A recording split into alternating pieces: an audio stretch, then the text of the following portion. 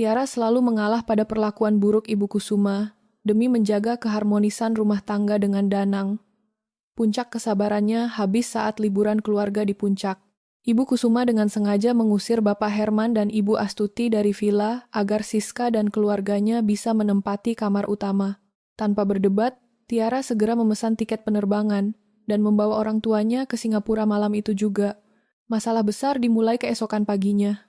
Sebelum ceritanya dimulai, untuk yang belum subscribe channel Sahabat Cerita Mami, boleh dong di-subscribe, dan yang sudah jangan lupa absen di kolom komentar. Terima kasih. Mobil Alphard sewaan berhenti tepat di depan sebuah villa mewah di kawasan puncak. Tiara turun dari mobil bersama suaminya, Danang. Di belakang mereka, Bapak Herman dan Ibu Astuti keluar dari kendaraan dengan wajah lelah setelah perjalanan darat yang panjang dari kampung halaman. Mereka datang untuk memenuhi undangan liburan keluarga yang digagas oleh Danang. Namun, suasana hangat yang diharapkan oleh Bapak Herman dan Ibu Astuti sama sekali tidak terlihat. Villa tersebut memiliki bangunan 2 lantai bergaya modern dengan kolam renang pribadi yang luas di bagian belakang dan halaman depan yang dipenuhi tanaman hias. Ibu Kusuma berdiri tegak menghalangi pintu masuk utama villa dengan tangan terlipat di dada. Tidak ada senyum sambutan di wajah mertua Tiara tersebut. Siska dan Tommy, adik ipar Tiara beserta suaminya, duduk santai di kursi rotan teras yang menghadap langsung ke arah jalan masuk. Mereka berdua memegang gelas minuman dingin dan hanya melihat kedatangan keluarga Tiara tanpa mengucapkan salam atau berniat berdiri dari tempat duduk mereka. Bapak Herman melangkah maju mendekati teras sambil mengulurkan tangan untuk bersalaman dengan Ibu Kusuma. Ibu Kusuma membiarkan tangan Bapak Herman menggantung di udara tanpa balasan. Ibu Kusuma justru menatap tajam ke arah tumpukan koper besar yang sedang diturunkan oleh sopir dari bagasi mobil. Untuk apa bawa barang sebanyak ini? Suara Ibu Kusuma terdengar ketus dan keras. Villa ini sudah penuh. Tiara menatap mertuanya dengan kening berkerut. Tiara adalah pihak yang membayar seluruh biaya sewa villa ini selama 1 minggu ke depan. Villa ini memiliki 6 kamar tidur besar. Jumlah yang sangat cukup untuk menampung seluruh anggota keluarga besar mereka tanpa harus berdesakan. Penuh bagaimana, Ibu? Tiara bertanya dengan nada datar dan tegas. Villa ini punya 6 kamar. Kita hanya butuh 4 kamar. Ibu Kusuma mendengus kasar. Kamar utama di lantai bawah untuk Siska dan Tommy. Kamar di atas untuk anak-anak Siska. Kamar sisanya untuk menyimpan barang-barang belanjaanku dan keperluan lain. Bawa orang tua kamu pergi dari sini, Tiara. Mereka tidak bisa menginap di villa ini. Bapak Herman dan Ibu Astuti saling berpandangan. Wajah kedua orang tua itu menyiratkan rasa canggung dan tidak nyaman. Ibu Astuti menundukkan kepala sambil memegang erat pegangan kopernya. Kalau memang tidak ada tempat, kami pulang saja, Tiara. Suara Bapak Herman terdengar pelan namun jelas. Bapak dan Ibu bisa mencari penginapan kecil di jalan bawah, atau langsung mencari bus untuk pulang ke rumah. Tiara menoleh ke arah Danang. Suaminya itu berdiri kaku di samping pintu mobil. Danang sengaja membuang muka, menghindari tatapan mata Tiara maupun kedua mertuanya. Tidak ada satu patah kata pun keluar dari mulut Danang untuk membela orang tua Tiara atau sekadar menawarkan solusi yang adil. Danang, kamu dengar apa kata ibumu? Tiara menuntut jawaban dari suaminya. Aku yang menyewa dan membayar tempat ini secara penuh. Mengapa justru orang tuaku yang diusir? Danang mengusap tengkuknya dengan canggung. Turuti saja kata Ibu Tiara. Jangan membuat keributan di hari pertama kita liburan. Biar Bapak dan Ibu cari tempat lain dulu. Nanti besok pagi kita jenguk mereka di bawah. Jawaban Danang mengunci keputusan Tiara. Rasa hormat Tiara kepada Danang sebagai seorang suami menguap saat itu juga. Tiara tidak marah, tidak menangis, dan tidak membalas ucapan mertuanya dengan suara tinggi. Pikiran Tiara bekerja dengan sangat jernih dan taktis. Tiara berjalan mendekati tumpukan koper. Dia menarik 2 koper milik orang tuanya dan 1 koper kecil miliknya sendiri. Bapak, Ibu, ayo naik kembali ke mobil. Tiara memberikan instruksi dengan suara lantang. Ibu Kusuma tersenyum puas melihat tindakan menantunya. Ibu Kusuma mengira Tiara akhirnya menyerah dan menyadari posisi rendahnya di keluarga ini. Bagus, Ibu Kusuma melipat tangannya kembali sambil tersenyum sinis. Kalian memang lebih cocok menginap di losmen murah di pinggir jalan raya. Jangan lupa, Tiara, bayar sopirnya sebelum kamu pergi mengantar mereka. Setelah itu, cepat kembali ke sini untuk mengurus persiapan makan malam kami. Tiara sama sekali tidak menanggapi ucapan Ibu Kusuma. Dia membuka pintu mobil Alphard untuk Bapak Herman dan Ibu Astuti. Setelah memastikan kedua orang tuanya duduk dengan aman di dalam kabin, Tiara berbalik menatap Danang dan Ibu Kusuma dengan pandangan dingin. "Aku tidak akan kembali." Tiara berbicara dengan artikulasi yang sangat jelas. "Aku membawa orang tuaku pergi dari sini sekarang juga. Liburan kalian, silakan kalian urus dan bayar sendiri." Tiara masuk ke dalam mobil dan menutup pintu dengan keras. Dia memberikan instruksi kepada sopir untuk langsung memutar arah dan kembali ke Jakarta menuju bandara. Di dalam mobil, Ibu Astuti mulai meneteskan air mata. Bapak Herman menepuk bahu istrinya dengan lembut untuk memberikan ketenangan. "Maafkan kami, Nak," Bapak Herman berkata pelan. "Karena kehadiran kami, kamu bertengkar dengan mertua dan suamimu." "Bapak tidak perlu meminta maaf." Tiara mengeluarkan ponsel dari tas tangannya. "Mereka yang seharusnya meminta maaf. Kita tidak akan pulang ke kampung, Pak. Kita akan pergi liburan dengan cara kita sendiri." Tiara membuka aplikasi pemesanan tiket penerbangan di ponselnya. Dia mencari dan memilih 3 tiket kelas bisnis untuk penerbangan malam itu juga dengan tujuan Singapura. Tanpa ragu sedikit pun, Tiara menyelesaikan pembayaran senilai puluhan juta dalam hitungan detik. Setelah transaksi tiket berhasil, dia membuka aplikasi pemesanan hotel dan memesan kamar tipe Presidential Suite di salah satu hotel bintang 5 paling mewah di kawasan Marina Bay, Singapura. Mobil melaju menembus jalanan puncak yang mulai gelap menuju jalan tol arah Jakarta. Tiara menjelaskan rencananya kepada Bapak Herman dan Ibu Astuti. Dia memberikan jaminan bahwa mereka akan menikmati liburan yang jauh lebih baik daripada sekadar menginap di villa puncak bersama orang-orang yang tidak menghargai kehadiran mereka. Ibu Astuti masih merasa khawatir. "Apakah ini tidak berlebihan, Tiara? Tiket pesawat dan hotel di Singapura pasti sangat mahal harganya. Bagaimana dengan Danang? Dia pasti akan marah besar kepadamu." "Uang ini adalah hasil kerja kerasku sendiri, Ibu." Tiara menjawab mantap. "Danang tidak memiliki hak untuk marah. Selama ini aku selalu mengalah demi menjaga nama baik keluarga. Aku membiayai gaya hidup ibunya, menanggung biaya adik iparnya, bahkan membayar lunas cicilan mobil suaminya. Malam ini aku sadar bahwa semua pengorbananku tidak memiliki nilai di mata mereka." Tiara membuka aplikasi perbankan digital di layar ponselnya. Jari-jarinya bergerak cepat mengakses menu pengaturan kartu kredit. Ada 2 kartu kredit tambahan atas nama Danang dan Ibu Kusuma, yang limit penggunaannya terhubung langsung dengan rekening utama milik Tiara. 2 kartu kredit itulah yang digunakan oleh Ibu Kusuma sebagai jaminan kepada pihak manajemen villa saat proses administrasi pemesanan kamar seminggu yang lalu. Tiara menekan tombol blokir permanen untuk kedua kartu kredit tersebut. Notifikasi pemblokiran berhasil langsung muncul di layar ponselnya. Tiara tersenyum puas melihat status kartu yang kini tidak lagi aktif. Dia tahu persis bahwa Ibu Kusuma memiliki kebiasaan memesan makanan paling mahal dan layanan tambahan tanpa melihat daftar harga. Ibu Kusuma selalu yakin bahwa kartu kredit Tiara akan menanggung semua tagihan tersebut secara otomatis. Beberapa jam kemudian, mobil tiba di pintu keberangkatan Terminal 3 Bandara Internasional Soekarno-Hatta. Tiara melunasi biaya sewa mobil dan memberikan uang tambahan yang besar kepada sopir atas kesigapannya. Mereka melangkah masuk ke dalam bangunan bandara yang terang benderang. Perasaan berat yang membebani pundak Bapak Herman dan Ibu Astuti perlahan hilang saat mereka diantar masuk ke area ruang tunggu khusus kelas bisnis. Di ruang tunggu yang mewah tersebut, staf bandara menyajikan hidangan hangat dan minuman segar untuk mereka. Tidak ada lagi tatapan merendahkan atau ucapan menyakitkan yang harus mereka dengar. Tiara memastikan kedua orang tuanya mendapatkan pelayanan standar kelas atas malam itu. Saat petugas maskapai mengumumkan jadwal keberangkatan penerbangan mereka melalui pengeras suara, Tiara menekan tombol daya untuk mematikan ponselnya. Dia tidak ingin menerima gangguan komunikasi apapun selama perjalanan menuju Singapura. Di kawasan puncak, Ibu Kusuma dan Danang mungkin saat ini sedang bersenang-senang menikmati malam pertama di villa mewah hasil jerih payah Tiara. Namun Tiara sangat tahu bahwa kebahagiaan mertuanya itu hanya akan bertahan sampai esok pagi. Malam ini, Tiara membawa orang tuanya terbang menjauh meninggalkan semua perlakuan buruk tersebut. Pesawat berbadan lebar milik maskapai penerbangan internasional lepas landas meninggalkan landasan pacu Bandara Internasional Soekarno-Hatta. Tiara duduk bersandar di kursi kelas bisnis yang luas dan empuk. Di sebelah kiri dan kanannya, Bapak Herman dan Ibu Astuti duduk berdampingan.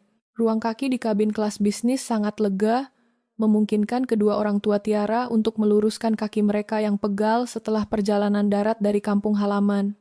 Pramugari berseragam rapi datang menghampiri mereka dengan senyuman ramah. Pramugari tersebut menyajikan minuman hangat dan handuk basah untuk menyegarkan wajah. Bapak Herman menerima gelas teh hangat tersebut dengan hati-hati. Dia melihat sekeliling kabin yang tenang dan minim penumpang. Ini adalah pengalaman pertama Bapak Herman dan Ibu Astuti naik pesawat terbang. Terlebih lagi duduk di kursi kelas bisnis yang memiliki banyak fasilitas. Ibu Astuti masih terlihat gelisah di tempat duduknya.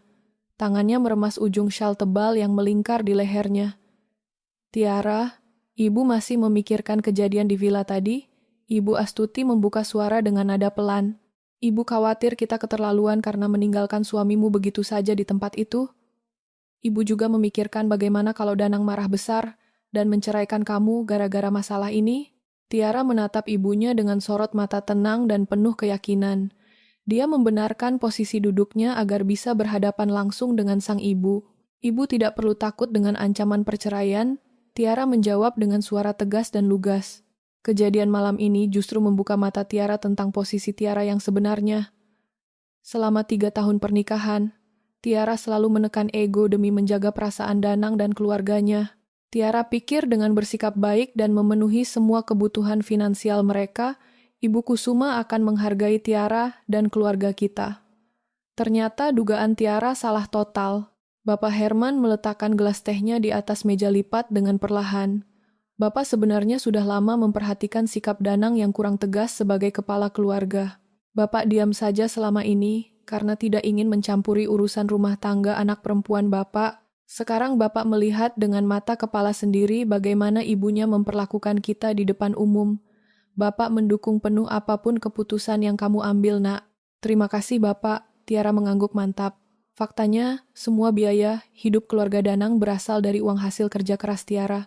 Rumah mewah yang ditinggali Ibu Kusuma saat ini adalah rumah yang sertifikatnya atas nama Tiara. Mobil yang dipakai Danang pergi bekerja setiap hari adalah mobil yang cicilannya Tiara bayar lunas setiap bulan. Bahkan modal usaha toko pakaian milik Siska 100% berasal dari tabungan Tiara. Mereka hidup dari uang Tiara, tetapi mereka berani mengusir bapak dan ibu dari villa yang juga Tiara sewa. Tiara pastikan hal itu tidak akan berlanjut lagi mulai besok. Tiara mengambil komputer jinjing dari dalam tas kabin yang diletakkan di bawah kursinya. Dia menghidupkan perangkat tersebut dan langsung menyambungkannya dengan fasilitas internet nirkabel berbayar yang tersedia khusus bagi penumpang pesawat kelas bisnis. Tiara memiliki rencana administrasi yang harus diselesaikan malam ini juga sebelum pesawat mereka mendarat di daratan Singapura. Keputusan untuk memblokir 2 kartu kredit tambahan atas nama Ibu Kusuma dan Danang di dalam mobil tadi hanyalah langkah pengamanan pertama. Tiara harus memastikan seluruh aset dan dana tunai miliknya ditarik sepenuhnya dari jangkauan keluarga Danang. Jari-jari Tiara bergerak cepat di atas papan ketik komputernya. Dia membuka portal perbankan daring miliknya melalui peramban web. Tiara memiliki 1 rekening operasional gabungan yang selama ini aksesnya diberikan kepada Danang. Rekening tersebut selalu digunakan oleh Danang untuk membayar tagihan listrik, tagihan air, gaji pembantu, dan kebutuhan belanja bulanan rumah Ibu Kusuma. Saldo di rekening operasional tersebut masih tersisa sebesar 300 juta rupiah. Tanpa menunda waktu, Tiara memindahkan seluruh saldo dari rekening gabungan itu ke rekening tabungan investasi pribadinya yang sama sekali tidak diketahui oleh Danang. Tiara menyisakan saldo 0 rupiah di rekening gabungan tersebut. Setelah urusan pemindahan dana selesai, Tiara membuka kotak masuk surat elektronik dari pihak manajemen pengelola villa di Puncak. Surat tersebut berisi rincian dokumen perjanjian sewa yang sebelumnya disetujui secara daring. Dalam klausul perjanjian itu tertulis aturan tegas bahwa pihak pengelola villa akan memotong dana secara langsung dari kartu kredit penjamin apabila tamu melakukan pemesanan layanan tambahan dari luar paket. Layanan tambahan itu meliputi pemesanan makanan mewah ke kamar, layanan pijat relaksasi, atau denda kerusakan barang. Tiara membaca ulang klausul tersebut dengan teliti. Ibu Kusuma memiliki rutinitas khusus setiap kali menginap di tempat mewah. Mertuanya itu gemar memesan menu sarapan paling mahal, memanggil terapis pijat ke dalam kamar, dan meminta koki villa menyiapkan hidangan barbeque premium untuk acara makan malam keluarga. Ibu Kusuma melakukan semua itu dengan leluasa karena merasa kartu kredit Tiara yang akan dipotong secara otomatis oleh pihak resepsionis. Besok pagi, pihak manajemen villa akan mulai mencetak tagihan harian untuk pesanan makan malam dan sarapan yang pasti diminta oleh Ibu Kusuma. Pihak villa akan mencoba menggesek kartu kredit jaminan tersebut ke mesin pembayaran. Tiara tahu persis bahwa transaksi itu akan ditolak oleh sistem bank karena status kartu sudah diblokir permanen. Saldo di rekening pembayaran harian mereka juga sudah kosong, tanpa sisa uang sepeser pun. Tiara membiarkan keluarga Danang menghadapi konsekuensi dari gaya hidup yang tidak sesuai dengan kemampuan asli mereka. Pramugari kembali datang membawa nampan berisi hidangan makan malam. Menu kelas bisnis malam itu menyajikan daging sapi panggang dengan kentang tumbuk dan sayuran rebus yang ditata rapi di atas piring keramik. Tiara membantu membuka meja lipat milik Bapak Herman dan Ibu Astuti, lalu meletakkan nampan makanan tersebut di hadapan mereka. Makanlah yang banyak, Bapak, Ibu. Tiara mempersilakan kedua orang tuanya untuk menikmati hidangan. Mulai malam ini kita akan menikmati hasil kerja keras Tiara untuk kebahagiaan kita sendiri. Kita buang jauh-jauh pikiran tentang orang-orang yang tidak tahu berterima kasih. Liburan kita di Singapura akan menjadi fokus utama kita sekarang. Ibu Astuti mulai tersenyum melihat ketenangan anak perempuannya. Rasa cemas yang sejak tadi mengganggu pikirannya perlahan hilang. Ibu Astuti menyadari bahwa putrinya bukan sosok wanita yang lemah. Tiara adalah wanita mandiri yang memiliki kendali penuh atas pekerjaan dan keuangannya sendiri. Pesawat terus mengudara membelah langit malam menuju arah utara. Daratan Pulau Jawa sudah tidak terlihat lagi dari balik jendela pesawat.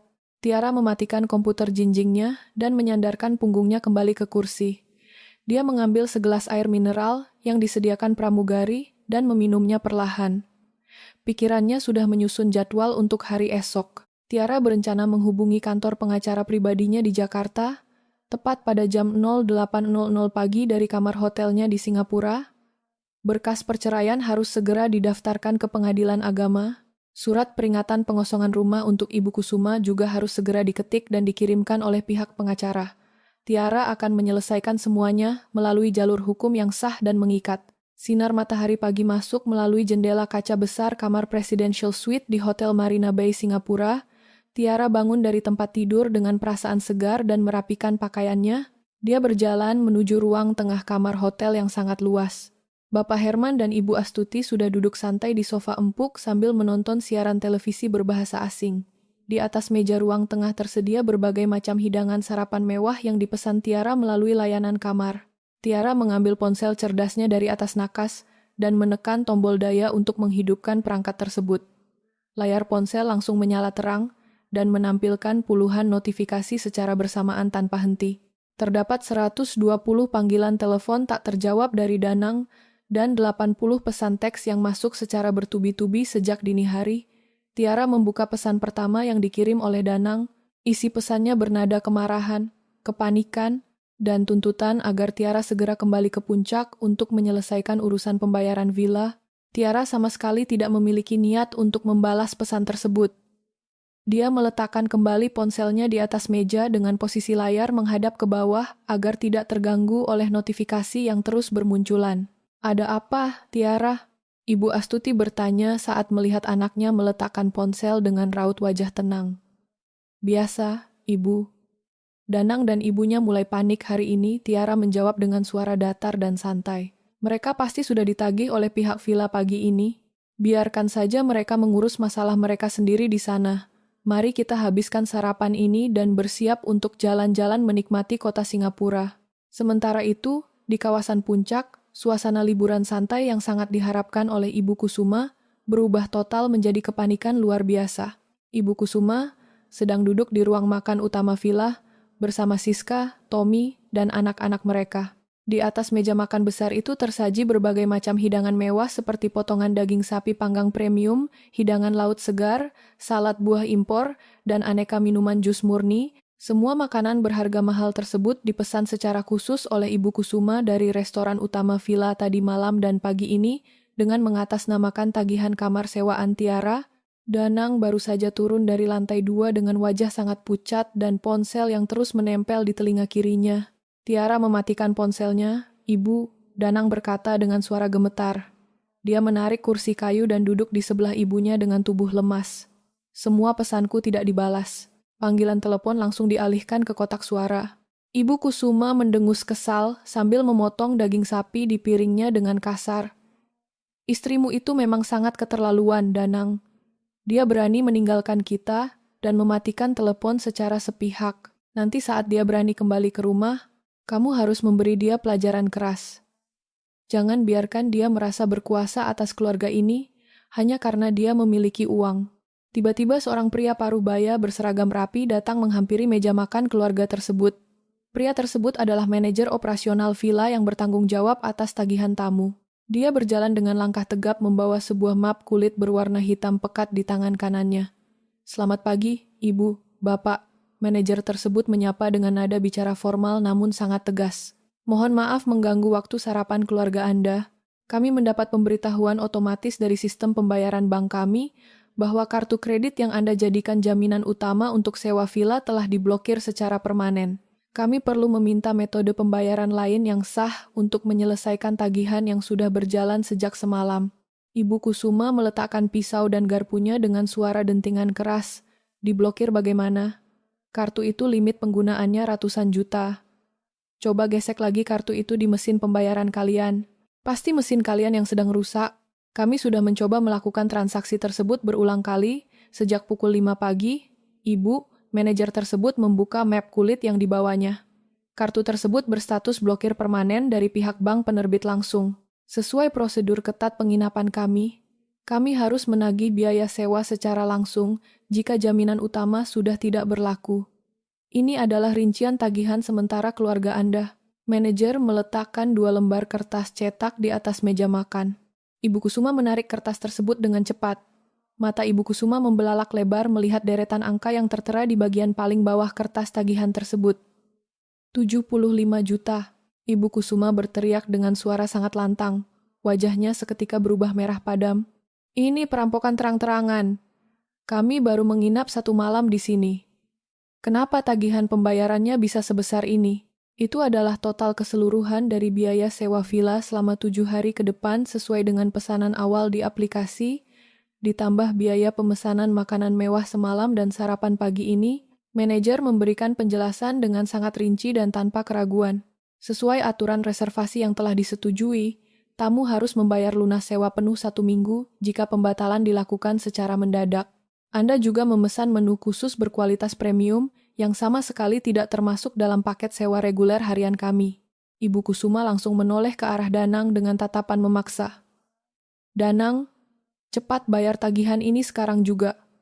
Pakai kartu debit dari rekening gabungan kalian. Ibu tidak mau berdebat panjang lebar dengan orang-orang ini. Danang mengeluarkan dompet kulitnya dari saku celana dengan tangan gemetar ketakutan. Dia mengambil kartu debit dari rekening operasional rumah tangga yang selama ini selalu dikelola bersama Tiara. Manajer villa mengeluarkan mesin pembayaran portabel dari saku jasnya dan memasukkan kartu debit milik Danang. Setelah Danang menekan 6 angka PIN rahasia, layar mesin pembayaran langsung menampilkan tulisan, "Transaksi ditolak karena saldo tidak mencukupi." Danang mengambil ponselnya kembali dan membuka aplikasi perbankan digital untuk melakukan pemeriksaan. Matanya menatap layar ponsel dengan rasa terkejut dan tidak percaya. Saldo di rekening gabungan tersebut menampilkan angka 0. Semua uang yang biasanya digunakan untuk kebutuhan keluarga dan pembayaran rutin telah ditarik habis tanpa sisa. Saldonya kosong. Ibu, Danang berbicara dengan suara pelan dan putus asa. Keringat dingin mulai menetes deras di dahinya. Tiara memindahkan semua uang dari rekening gabungan ini tadi malam. Ibu Kusuma terdiam kaku di kursinya. Kesombongan dan arogansinya perlahan runtuh dan digantikan oleh rasa takut. Siska dan Tommy yang sejak tadi asyik menikmati makanan mewah tiba-tiba menghentikan aktivitas makan mereka. Maksudmu bagaimana, Mas Danang? Siska bertanya dengan nada panik dan suara meninggi. Kalau saldo rekeningnya kosong, siapa yang akan membayar tagihan villa mahal ini? Aku tidak punya uang tunai sama sekali dalam jumlah sebesar itu, Siska. Danang memegang kepalanya dengan kedua telapak tangan. Uang tabunganku hanya tersisa 500.000 rupiah di rekening bank pribadi.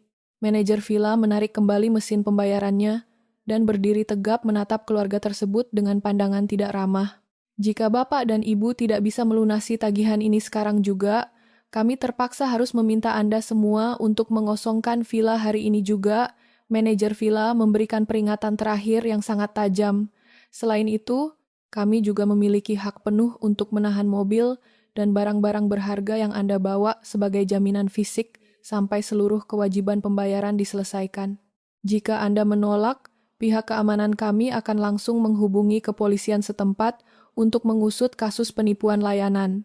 Ancaman tegas dari manajer villa membuat tubuh Ibu Kusuma terasa sangat lemas. Jantungnya berdebar kencang tak terkendali. Dia akhirnya menyadari bahwa tanpa keberadaan Tiara, keluarganya sama sekali tidak memiliki kemampuan finansial. Semua fasilitas mewah yang dia nikmati semalam kini berubah menjadi jerat utang puluhan juta yang siap mencekiknya. Ibu Kusuma segera mengambil ponselnya dan mencoba menelepon nomor Tiara berulang kali. Suara operator seluler terus menjawab bahwa nomor tujuan sedang tidak aktif. Pada detik itu juga, Ibu Kusuma mulai menyadari kesalahan besarnya karena telah merendahkan dan mengusir orang tua dari satu-satunya wanita yang selalu menjadi tulang punggung penopang keluarganya selama bertahun-tahun. Manajer villa berdiri tegap tanpa memberikan ruang untuk negosiasi. Dua orang petugas keamanan berseragam hitam melangkah masuk ke dalam ruang makan dan berdiri tepat di belakang manajer tersebut. Kehadiran mereka menegaskan bahwa ancaman pengusiran itu bukanlah sekadar gertakan belaka. Ibu Kusuma menelan ludah dengan susah payah. Wajahnya yang tadi merah karena marah kini berubah menjadi pucat pasi. Siska dan Tommy langsung meletakkan alat makan mereka.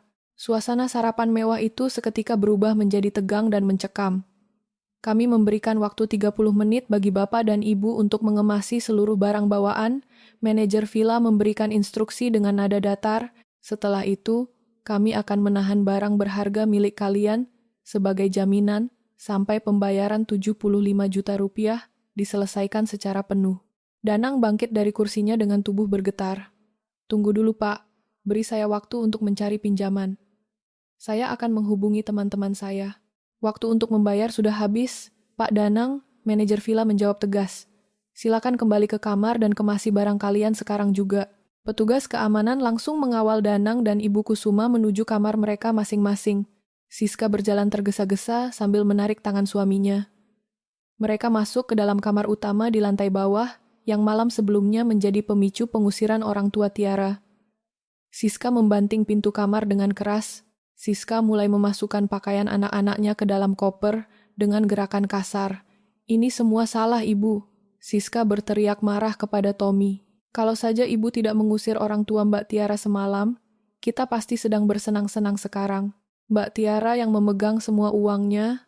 Tommy duduk di tepi kasur sambil menyilangkan tangan di dada. Aku sudah bilang dari awal untuk tidak ikut campur urusan mereka. Sekarang lihat akibatnya.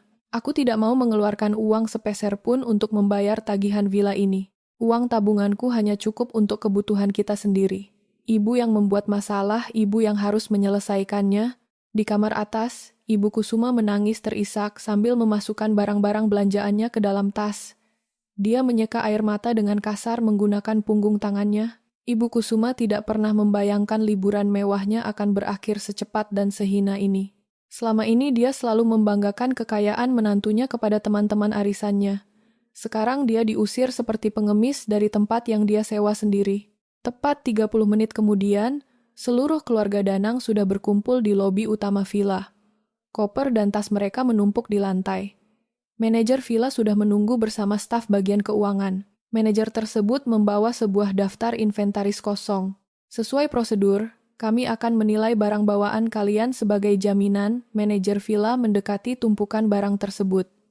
Silakan serahkan kunci mobil beserta surat tanda nomor kendaraan yang Bapak Danang bawa. Kami juga meminta perhiasan emas atau jam tangan mewah yang Ibu Kusuma pakai saat ini. Ibu Kusuma memegang lehernya dengan panik. Dia memakai kalung emas seberat 20 gram yang dibelikan oleh Tiara bulan lalu. Ini kalung kesayanganku. Kalian tidak berhak mengambilnya. Ini bukan perampasan, Ibu. Manajer villa menjelaskan dengan sabar namun tegas. Ini adalah penahanan aset sementara. Begitu utang 75 juta lunas, semua barang ini akan kami kembalikan dalam kondisi utuh. Jika Ibu menolak, mobil polisi sudah siap menjemput kalian di depan gerbang. Mendengar kata polisi, Pertahanan Ibu Kusuma runtuh. Dengan tangan gemetar, dia melepaskan kalung emas dari lehernya. Dia juga melepaskan 2 gelang emas dari pergelangan tangannya. Manajer villa mencatat barang-barang tersebut ke dalam daftar inventaris. Giliran Danang yang harus menyerahkan kunci mobil miliknya. Danang merogoh saku celananya dengan gerakan sangat lambat. Mobil itu adalah satu-satunya kendaraan yang dia miliki untuk bekerja. Namun Danang menyadari satu fakta yang memukul telak harga dirinya. Mobil itu terdaftar atas nama Tiara. Tiara yang membayar uang muka, dan Tiara pula yang melunasi cicilan wiwaha bulanan tanpa pernah terlambat. Danang meletakkan kunci mobil tersebut di atas meja resepsionis dengan pasrah. Setelah seluruh barang jaminan diserahkan, mereka berlima dipersilakan keluar dari area villa. Tidak ada kendaraan yang bisa mereka gunakan. Jalanan puncak pagi itu mulai padat oleh kendaraan wisatawan lain. Danang, Ibu Kusuma, Siska, Tommy, dan 2 anak Siska berdiri di pinggir jalan raya sambil membawa koper berat. Udara dingin puncak menusuk tulang mereka, namun rasa malu jauh lebih menyiksa. Ibu Kusuma menatap Danang dengan tatapan menuntut. Danang, cepat pesan taksi daring. Kita harus pulang ke Jakarta sekarang juga. Pakai uang siapa, Ibu? Danang membalas dengan nada frustrasi. Saldoku sudah kosong. Uang tunai di dompetku hanya sisa 500.000. Itu tidak akan cukup untuk menyewa taksi besar yang bisa memuat kita semua dari puncak ke Jakarta. Siska menoleh ke arah Danang dengan sinis. Mas Danang itu laki-laki dan kepala keluarga.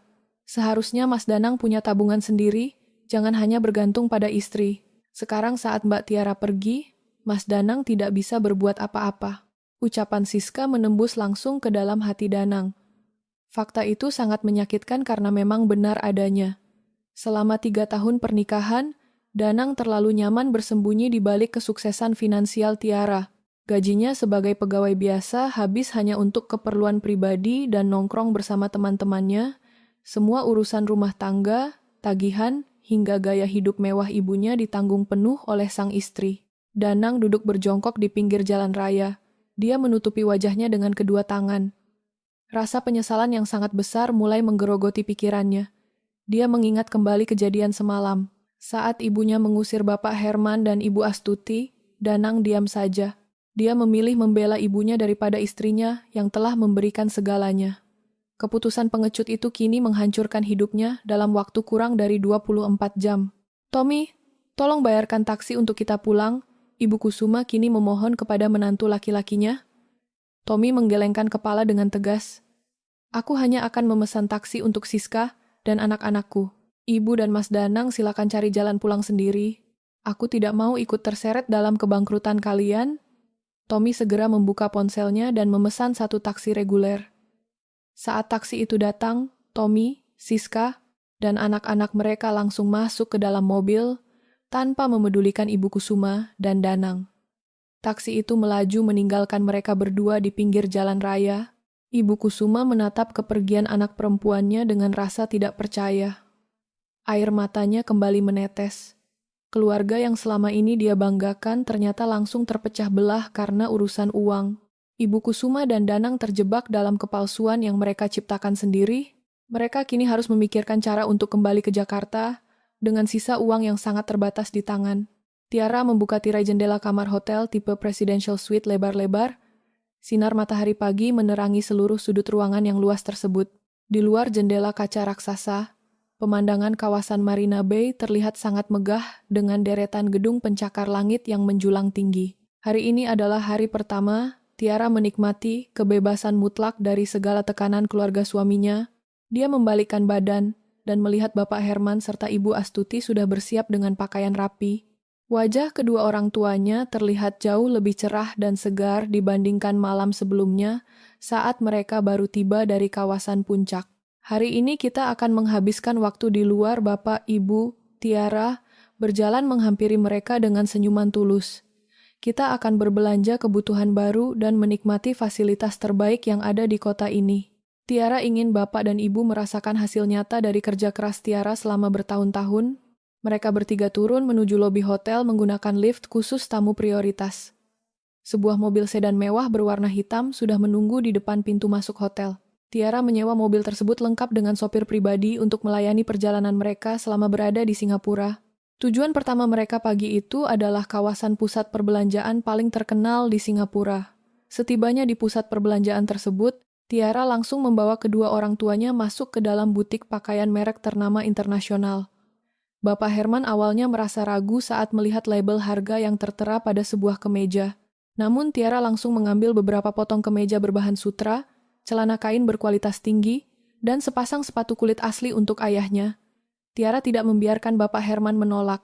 Dia membayar seluruh belanjaan tersebut menggunakan kartu pembayaran kelas atas miliknya tanpa melihat total harga di mesin kasir. Setelah membelikan pakaian untuk ayahnya, Tiara membimbing Ibu Astuti masuk ke toko perhiasan eksklusif. Ibu Astuti hanya bisa terdiam saat Tiara memilihkan sebuah jam tangan, bertahtakan berlian asli dan kalung emas putih, dengan desain sangat elegan. Tiara, ini terlalu berlebihan. Ibu Astuti berbisik pelan saat penjaga toko sedang membungkus barang-barang tersebut. Ibu tidak terbiasa memakai barang semahal ini di kampung. Ibu pantas mendapatkan yang terbaik. Tiara menjawab dengan suara lembut namun pasti. Mulai hari ini, Tiara berjanji tidak akan lagi menyembunyikan kekayaan Tiara demi menjaga perasaan orang lain. Selama ini Tiara selalu menekan standar hidup Tiara agar Danang tidak merasa rendah diri sebagai suami. Tiara memakai pakaian biasa dan perhiasan murah hanya agar Ibu Kusuma merasa paling hebat di keluarga. Sekarang sandiwara itu sudah selesai. Selesai berbelanja, Tiara mengajak kedua orang tuanya makan siang di sebuah restoran mewah yang berada di lantai atas gedung pencakar langit. Mereka duduk di meja yang berhadapan langsung dengan pemandangan kota. Sambil menikmati hidangan laut kelas dunia, Tiara mulai menceritakan fakta sebenarnya tentang bisnis yang dia kelola. Tiara menjelaskan bahwa dia bukan sekadar karyawan biasa di sebuah perusahaan.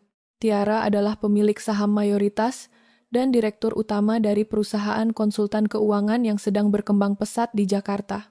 Bapak Herman dan Ibu Astuti mendengarkan penjelasan anak perempuan mereka dengan rasa bangga sekaligus terkejut. Mereka akhirnya mengerti mengapa Tiara memiliki kendali finansial yang sangat besar. Kesuksesan finansial keluarga Danang selama ini hanyalah ilusi semata yang ditopang sepenuhnya oleh uang Tiara. Tepat pukul 2 siang waktu Singapura, Tiara mengeluarkan ponsel cerdasnya. Dia menekan nomor telepon pribadi milik Bapak Surya. Bapak Surya adalah pengacara kepercayaan perusahaan Tiara yang selalu menangani berbagai masalah hukum perdata. Panggilan tersebut langsung diangkat pada nada dering kedua. Selamat siang Bapak Surya, Tiara berbicara dengan nada formal dan tegas. Saya membutuhkan bantuan Bapak untuk mengurus masalah hukum pribadi saya hari ini juga. Saya ingin Bapak segera menyusun dan mendaftarkan gugatan cerai terhadap suami saya Danang. Daftarkan berkas tersebut ke Pengadilan Agama di Jakarta secepat mungkin. Baik Ibu Tiara, suara Bapak Surya terdengar tenang dan profesional dari ujung telepon. Saya akan segera menyiapkan draft gugatan cerai tersebut. Apakah ada instruksi tambahan terkait harta gana gini atau aset pribadi lainnya? Itu poin penting yang harus Bapak selesaikan hari ini juga. Tiara melanjutkan instruksinya tanpa keraguan sedikit pun. Seperti yang Bapak ketahui, sertifikat rumah mewah yang saat ini ditinggali oleh mertua saya terdaftar sepenuhnya atas nama saya. Saya ingin Bapak mengirimkan tim keamanan perusahaan dan staf legal ke rumah tersebut sore ini, segel rumah itu dan pasang papan pengumuman bahwa properti tersebut dalam pengawasan kuasa hukum. Jika Ibu Kusuma atau keluarga Danang berani kembali dan masuk rumah itu, usir mereka secara paksa. Jangan berikan mereka akses untuk mengambil barang apapun di dalam rumah selain pakaian pribadi mereka. Bapak Surya mencatat seluruh instruksi tersebut dengan saksama. Saya mengerti, Ibu Tiara. Surat peringatan pengosongan paksa akan saya terbitkan hari ini. Tim keamanan akan menjaga aset properti Ibu secara ketat 24 jam penuh. Terima kasih Bapak Surya. Saya percayakan semuanya kepada Bapak. Tiara menutup panggilan telepon tersebut dan meletakkan ponselnya di atas meja. Tiara juga segera menghubungi asisten pribadinya di kantor Jakarta. Dia memberikan perintah tegas untuk menarik kembali fasilitas kendaraan operasional yang selama ini dipinjamkan kepada Siska. Toko pakaian milik Siska yang selama ini dibiayai penuh oleh uang Tiara juga harus segera diaudit hari ini. Tiara ingin mencabut semua investasi dan modal usaha yang pernah dia berikan secara cuma-cuma. Tiara memastikan tidak ada satu sen pun uangnya yang tertinggal di keluarga Danang. Semua aset, kendaraan, dan fasilitas mewah akan ditarik kembali secara legal tanpa celah hukum. Perasaan Tiara terasa sangat ringan. Beban berat yang selama 3 tahun bertumpu di pundaknya akhirnya terlepas sepenuhnya. Dia menatap wajah Bapak Herman dan Ibu Astuti yang kini tersenyum bahagia. Tidak ada lagi ketakutan, tidak ada lagi hinaan, dan tidak ada lagi pengorbanan sia-sia untuk orang-orang yang tidak tahu bersyukur. Keputusan Tiara untuk melawan secara elegan ini menjadi titik balik paling penting dalam hidupnya. Sambil menikmati makanan penutup berupa kue coklat premium, Tiara merencanakan rute perjalanan liburan mereka selanjutnya. Dia memastikan bahwa hari ini dan hari-hari berikutnya akan menjadi momen paling membahagiakan bagi keluarga kecilnya. Di sisi lain, Tiara sangat menyadari bahwa hari ini akan menjadi awal dari kehancuran total bagi Danang dan Ibu Kusuma di Jakarta, kehancuran yang mereka buat sendiri karena keserakahan dan kesombongan yang tidak pada tempatnya. Bapak Herman menepuk pelan punggung tangan Tiara, memberikan dukungan penuh tanpa syarat atas langkah tegas yang diambil oleh anak perempuan satu-satunya tersebut. Tiara tersenyum puas karena dia berhasil mengembalikan martabat keluarganya pada posisi yang seharusnya. Danang dan Ibu Kusuma berdiri di pinggir jalan raya puncak yang panas dan dipenuhi asap knalpot kendaraan. Angin pegunungan sama sekali tidak mampu meredakan keringat yang mengalir deras di wajah mereka. Sisa uang 500.000 di dompet Danang sangat membatasi pilihan transportasi mereka siang itu. Tidak ada mobil sewaan atau taksi nyaman yang bisa membawa mereka langsung ke Jakarta dengan jumlah uang yang sangat sedikit tersebut. Danang terpaksa mengangkat tangannya untuk menghentikan sebuah angkutan umum perkotaan berwarna biru yang sudah terlihat kusam dan penuh sesak oleh penumpang lain. Sopir angkutan tersebut berteriak nyaring menyuruh mereka cepat naik karena arus lalu lintas di belakang mulai macet panjang. Ibu tidak mau naik mobil jelek ini, Danang. Ibu Kusuma menolak keras sambil menarik koper besarnya menjauh dari pintu angkutan umum tersebut. Pakaian ibu bisa kotor berdesakan dengan orang-orang itu. Cari mobil lain yang lebih layak untuk kita tumpangi pulang. Kita tidak punya pilihan lain sama sekali, Ibu. Danang menjawab dengan nada suara sangat lelah dan frustrasi. Uang di dompetku hanya cukup untuk membayar ongkos angkutan umum sampai ke terminal terdekat. Setelah itu, kita harus menyambung perjalanan naik bus kelas ekonomi ke Jakarta. Kalau ibu menolak naik sekarang, kita benar-benar akan tidur di pinggir jalan raya malam ini tanpa makanan. Mendengar kenyataan pahit tersebut, Ibu Kusuma akhirnya menyerah. Dengan susah payah dan wajah bersungut-sungut, dia mengangkat kopernya naik ke dalam angkutan umum yang sempit. Ibu Kusuma harus duduk berdesakan dengan penumpang yang membawa keranjang sayuran dari pasar. Bau menyengat dari sayuran dan asap rokok membuat Ibu Kusuma terus menutup hidungnya menggunakan sapu tangan. Dia merasa sangat terhina. Selama bertahun-tahun, dia selalu bepergian menggunakan mobil Alphard sewaan atau setidaknya mobil pribadi milik Danang yang nyaman dan berpendingin udara. Kini dia harus merasakan realitas kehidupan kelas bawah yang selalu dia pandang rendah. Penderitaan mereka belum berakhir di situ. Setibanya di terminal bus, mereka harus berlari mengejar bus ekonomi antar kota yang mesinnya sudah menyala. Bus tersebut tidak memiliki fasilitas pendingin udara. Kaca jendela dibiarkan terbuka lebar sehingga debu jalanan masuk dengan bebas ke dalam kabin. Danang dan Ibu Kusuma duduk di kursi bagian belakang yang terasa keras. Sepanjang perjalanan yang memakan waktu lebih dari 4 jam tersebut, Ibu Kusuma tidak berhenti mengeluh. Dia menyalahkan Tiara atas semua penderitaan ini. Danang hanya bisa diam menatap jalanan di luar jendela. Pikiran Danang dipenuhi oleh rasa penyesalan yang sangat besar. Dia membayangkan Tiara yang saat ini pasti sedang bersantai di hotel mewah Singapura, sementara dirinya harus menelan debu jalanan karena kebodohannya sendiri. Menjelang sore hari, bus ekonomi tersebut akhirnya tiba di terminal kedatangan Jakarta. Tubuh Danang dan Ibu Kusuma terasa sangat sakit dan lengket oleh keringat. Uang di saku Danang kini hanya tersisa 50.000. Jumlah itu tidak cukup untuk memesan taksi daring. Mereka terpaksa berjalan kaki sejauh 2 kilometer menuju kawasan perumahan elit tempat mereka tinggal. Ibu Kusuma menyeret kopernya dengan langkah gontai. Sandal mahalnya yang tidak dirancang untuk berjalan jauh membuat telapak kakinya lecet dan melepuh. Saat mereka berdua sampai di depan gerbang utama kompleks perumahan elit tersebut, petugas keamanan yang biasanya selalu menyanya mereka dengan hormat kini menatap dengan pandangan aneh. Namun, Danang tidak mempedulikan tatapan tersebut. Dia hanya ingin cepat sampai di rumah, mandi dengan air hangat, dan beristirahat di kasur empuknya. Danang mempercepat langkahnya saat rumah mewahnya mulai terlihat dari kejauhan. Langkah Danang tiba-tiba terhenti secara mendadak. Matanya membelalak lebar melihat pemandangan di depan rumahnya. Ibu Kusuma yang berjalan di belakangnya ikut berhenti dan menjatuhkan pegangan kopernya ke tanah. Pagar besi tinggi yang mengelilingi rumah mewah tersebut kini dikunci rapat menggunakan rantai dan gembok besar.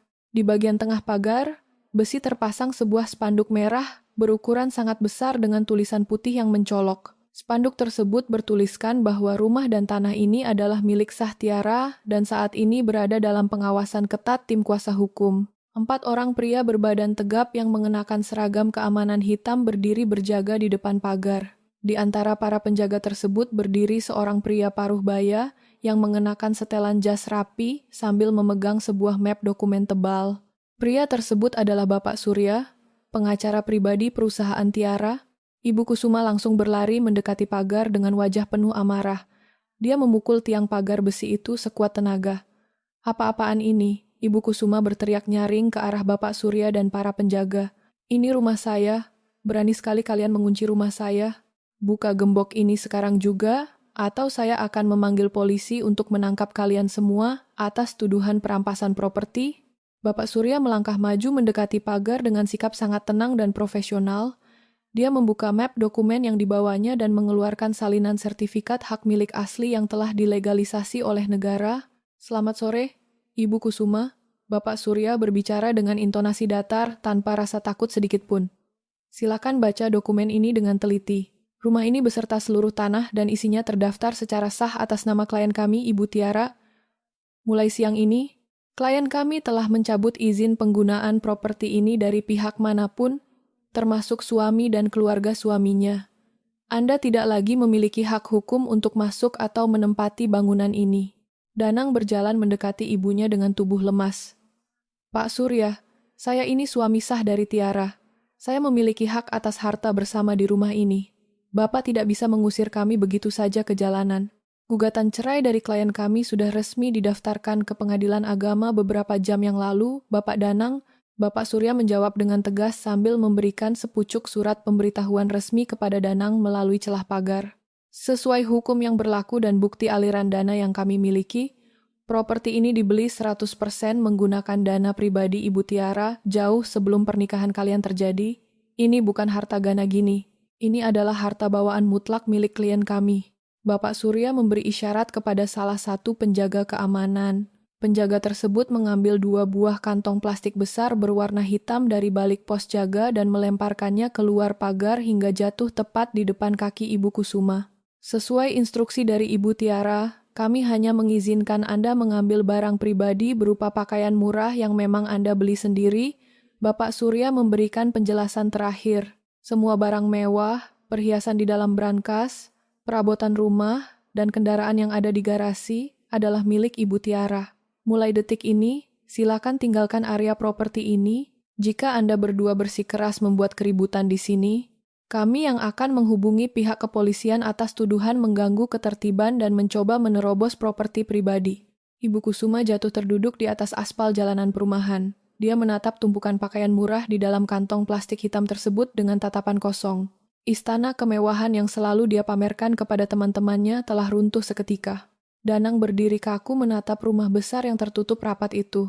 Tidak ada lagi tempat berlindung, tidak ada lagi uang untuk makan. Danang dan Ibu Kusuma benar-benar kehilangan segalanya dalam waktu 1 hari. Mereka pulang membawa rasa malu yang sangat besar dan harus menghadapi kenyataan hidup yang hancur berantakan akibat kesombongan mereka sendiri yang tidak tertolong. Malam hari tiba dengan membawa kenyataan pahit bagi Ibu Kusuma dan Danang. Setelah diusir dari rumah mewah, yang selama ini mereka tinggali secara gratis, mereka tidak memiliki tujuan lain selain rumah Siska. Rumah kontrakan Siska dan Tommy berada di sebuah gang sempit yang hanya bisa dilewati oleh sepeda motor. Bangunan itu sangat kecil, panas, dan pengap.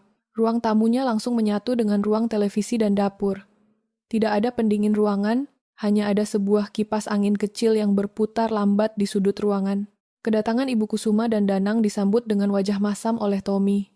Tommy sama sekali tidak menutupi rasa, tidak sukanya melihat mertua dan kakak iparnya datang menumpang dengan membawa kantong plastik hitam berisi pakaian murah. Siska juga terlihat sangat tertekan. Toko pakaian miliknya baru saja didatangi oleh tim audit dari pihak perusahaan Tiara sore tadi. Seluruh akses keuangan Siska telah dibekukan. Siska tahu bahwa masa hidup nyaman yang dia rasakan selama ini sudah berakhir dengan sangat tiba-tiba. Ibu hanya bisa tidur di atas karpet ruang tamu ini. Siska menunjuk lantai ruang tamu yang beralaskan karpet tipis. Kamar kami sangat sempit, anak-anak tidur bersama kami di dalam kamar. Mas Danang bisa tidur di teras luar atau di lantai dapur. Ibu Kusuma menatap lantai karpet itu dengan perasaan sangat tidak terima. Kesombongannya masih tersisa secara utuh meskipun dia sudah tidak memiliki harta apapun. Ibu Kusuma menolak untuk menyerah pada keadaan yang menimpanya. Dia merasa harus memberikan balasan kepada Tiara yang telah merusak kenyamanan hidupnya. Ibu Kusuma mengambil ponsel cerdasnya yang masih memiliki sisa kuota internet. Dia mulai menyusun sebuah rencana untuk menjatuhkan nama baik Tiara di mata publik. Ibu Kusuma duduk di sudut ruang tamu yang redup. Dia sengaja mengacak-acak rambutnya dan membuat wajahnya terlihat kusam. Ibu Kusuma menekan tombol rekam video pada ponselnya. Dia mulai menangis dengan suara keras di depan kamera yang menyala. "Tolong saya, siapa saja yang melihat video ini?" Ibu Kusuma berbicara dengan suara bergetar yang sengaja dia buat senyata mungkin. "Saya adalah seorang ibu mertua yang diusir ke jalanan oleh menantu saya sendiri. Menantu saya bernama Tiara. Dia sangat tidak punya hati. Dia merebut paksa rumah tempat saya tinggal, mengambil kembali mobil anak saya, dan meninggalkan kami di pinggir jalan raya tanpa uang sama sekali. Dia membuang orang tua dari suaminya begitu saja." Ibu Kusuma langsung mengunggah video tersebut ke akun media sosial miliknya secara publik. Dia juga menyertakan tulisan panjang yang berisi cerita karangan. Dalam tulisan itu, dia menuduh Tiara menyalahgunakan uang keluarga dan tidak mau merawat mertuanya. Danang yang melihat tindakan ibunya hanya diam menyandarkan punggung ke dinding. Danang berharap video itu mendapat perhatian banyak orang dan membuat Tiara merasa tertekan. Danang berpikir bahwa tekanan dari masyarakat akan memaksa Tiara untuk merasa takut, mencabut gugatan cerai, dan menerima mereka kembali ke rumah besar tersebut. Harapan Danang sempat terlihat menjadi kenyataan. Video rekaman Ibu Kusuma itu menyebar dengan sangat cepat di berbagai sarana media sosial. Banyak akun yang membagikan ulang video tersebut ke halaman utama mereka. Ribuan komentar bermunculan dari pengguna internet yang mempercayai ucapan Ibu Kusuma secara mentah-mentah. Masyarakat dunia maya mulai menghina nama Tiara. Mereka menuliskan komentar kasar yang menyebut Tiara sebagai wanita jahat yang melupakan tugasnya sebagai seorang menantu. Keesokan paginya di sebuah hotel mewah di Singapura, Tiara sedang menikmati secangkir teh hangat di balkon kamar saat asisten pribadinya dari Jakarta menelepon. Asisten tersebut melaporkan tentang masalah video yang diunggah oleh Ibu Kusuma. Asisten itu segera mengirimkan tautan video tersebut ke ponsel Tiara.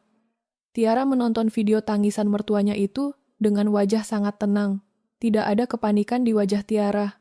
Dia sudah memperhitungkan bahwa Ibu Kusuma akan melakukan cara seperti ini untuk mencari perhatian.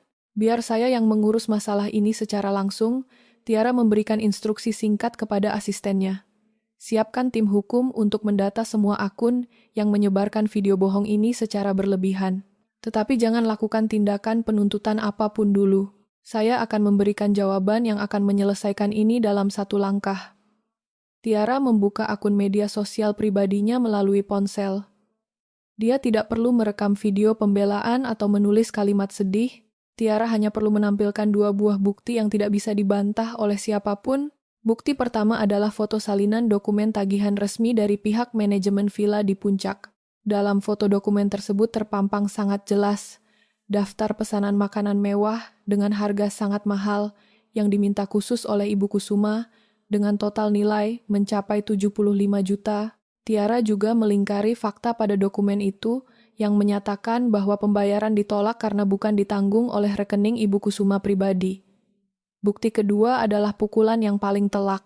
Saat kejadian pengusiran di teras villa pada malam pertama, Tiara secara diam-diam telah menekan tombol perekam suara di ponselnya yang berada di dalam saku baju. Tiara mengunggah rekaman suara asli tersebut tanpa memotong durasinya sama sekali. Rekaman suara itu memutar kejadian malam tersebut dengan tingkat suara yang sangat jernih. Semua pengguna internet bisa mendengar dengan jelas nada suara ketus dan memerintah dari Ibu Kusuma. Untuk apa bawa barang sebanyak ini? Villa ini sudah penuh. Bawa orang tua kamu pergi dari sini, Tiara. Mereka tidak bisa menginap di villa ini. Di dalam rekaman itu terdengar juga jawaban tegas Tiara dan kenyataan bahwa Danang hanya diam tanpa membela istrinya sedikit pun. Tiara hanya menambahkan satu kalimat pendek pada unggahan pribadinya tersebut. Fakta yang berbicara. Dokumen cerai dan penarikan aset sedang diproses secara hukum. Dalam waktu kurang dari 1 jam, unggahan Tiara tersebut langsung mengubah seluruh pandangan masyarakat. Bukti nyata itu mematahkan semua kebohongan Ibu Kusuma tanpa sisa. Pengguna internet yang sebelumnya membela Ibu Kusuma kini merasa sangat marah karena telah ditipu. Mereka berbalik menyerang akun media sosial Ibu Kusuma dan Danang dengan tulisan kemarahan yang berlipat ganda. Ribuan komentar hujatan memenuhi halaman akun Ibu Kusuma. Masyarakat menyoroti tingkah laku Ibu Kusuma yang terbukti hidup dengan uang menantunya, namun bertingkah sombong dan mengusir besannya sendiri dari tempat yang bahkan tidak dia bayar. Serangan masyarakat internet menyebar semakin luas. Identitas Siska dan Tommy juga berhasil ditemukan oleh mereka. Akun media sosial Siska dipenuhi oleh seruan untuk tidak lagi membeli barang di toko pakaian miliknya. Fakta bahwa Siska juga hidup dari hasil pemberian Tiara menyebar luas. Situasi ini membuat Tommy kehilangan kesabarannya secara total. Tommy merasa sangat malu karena nama baiknya ikut rusak akibat perbuatan bodoh keluarga istrinya. Di ruang tamu yang sempit itu, Tommy berdiri dan menunjuk ke arah pintu keluar rumah kontrakannya dengan tangan lurus. Urat lehernya terlihat menonjol karena dia menahan amarah yang sangat besar. Ibu dan Mas Danang keluar dari rumah ini detik ini juga. Tommy memberikan perintah dengan suara keras yang memekakkan telinga. Kalian berdua telah membawa musibah ke dalam rumah tangga saya. Toko Siska ditutup paksa, namaku ikut rusak di depan teman-temanku. Pergi kalian dari sini dan jangan pernah kembali lagi. Ibu Kusuma menangis keras melihat kemarahan menantu laki-lakinya itu. Kali ini, tangisannya sama sekali bukan akting untuk mencari simpati. Ibu Kusuma benar-benar menangis karena ketakutan dan rasa sesal. Senjata fitnah yang dia rencanakan untuk menjatuhkan Tiara telah berbalik arah dan menghancurkan satu-satunya tempat berlindung yang dia miliki. Danang segera menarik lengan ibunya untuk berdiri dari lantai. Mereka berdua berjalan keluar dari rumah kontrakan Tommy dengan langkah pelan. Mereka membawa kantong plastik hitam mereka di bawah terik matahari siang, tanpa tahu harus melangkah kemana lagi. Kebohongan yang mereka sebar telah menutup semua pintu bantuan dari orang lain secara permanen. Danang dan Ibu Kusuma terpaksa menghabiskan malam dengan tidur di pelataran sebuah masjid kecil di pinggiran kota Jakarta. Malam itu, udara terasa sangat dingin menusuk kulit. Ibu Kusuma terus menangis pelan sambil menyandarkan punggungnya ke dinding beton yang keras.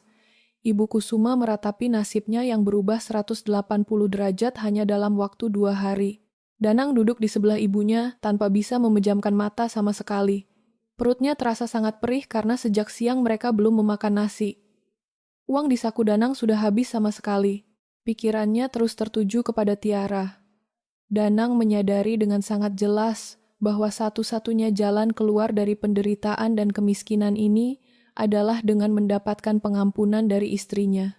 Danang harus menyusul Tiara ke Singapura, bagaimanapun caranya. Keesokan paginya, saat matahari baru terbit, Danang meminta izin kepada ibunya untuk pergi mencari pinjaman uang. Danang mendatangi seorang pemberi pinjaman uang tanpa agunan yang mematok bunga sangat tinggi. Karena Danang tidak memiliki barang berharga apapun, dia terpaksa menyerahkan ijazah sarjana aslinya sebagai jaminan utama.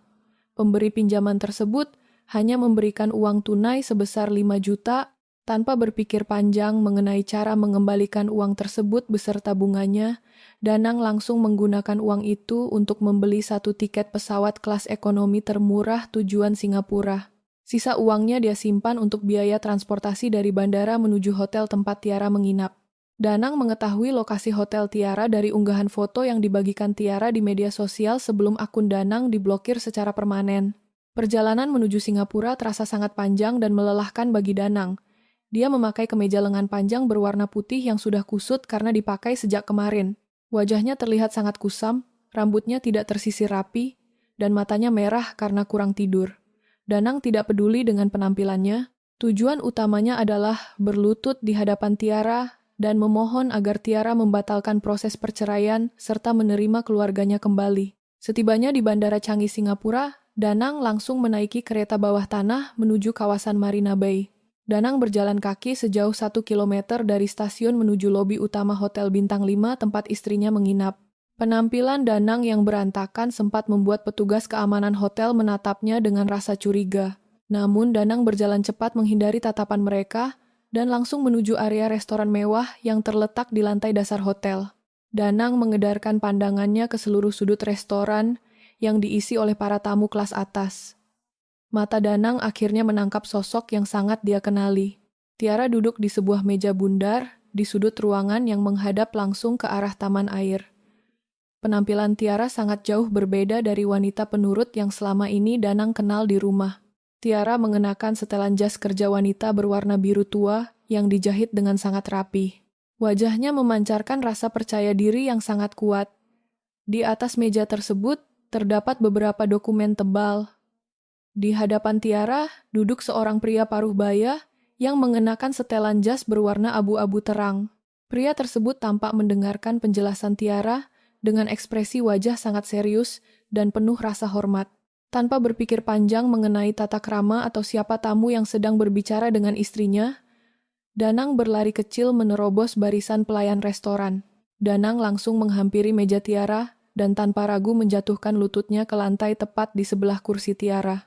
Perbuatan Danang tersebut sontak membuat beberapa tamu di meja lain menoleh ke arah mereka. "Tiara, tolong maafkan aku." Danang bersuara dengan nada memelas dan mulai menangis. Tangan Danang berusaha meraih tangan Tiara, tetapi Tiara dengan cepat menarik tangannya menjauh. "Aku mohon cabut gugatan cerai itu. Ibuku dan aku sekarang menjadi gelandangan. Kami tidak punya tempat tinggal. Tommy mengusir kami dari kontrakannya. Aku sadar aku salah karena diam saja saat ibuku mengusir Bapak Herman dan Ibu Astuti. Aku berjanji akan berubah. Tolong bawa kami kembali ke rumahmu, Tiara." Tiara menatap Danang dengan sorot mata yang sangat dingin. Tidak ada sedikit pun rasa kasihan di wajah Tiara. Pria paruh baya yang duduk di hadapan Tiara terlihat sangat terkejut melihat kedatangan Danang yang tiba-tiba membuat keributan di tengah pertemuan bisnis mereka yang sangat penting. "Bangun dan pergi dari sini, Danang." Tiara memberikan perintah dengan suara pelan namun sangat tajam. "Kamu mempermalukan dirimu sendiri? Proses perceraian kita sedang berjalan di pengadilan. Tidak ada satupun keputusanku yang akan berubah. Kamu dan ibumu harus menanggung akibat dari perbuatan kalian sendiri." Danang menggelengkan kepalanya dengan kuat.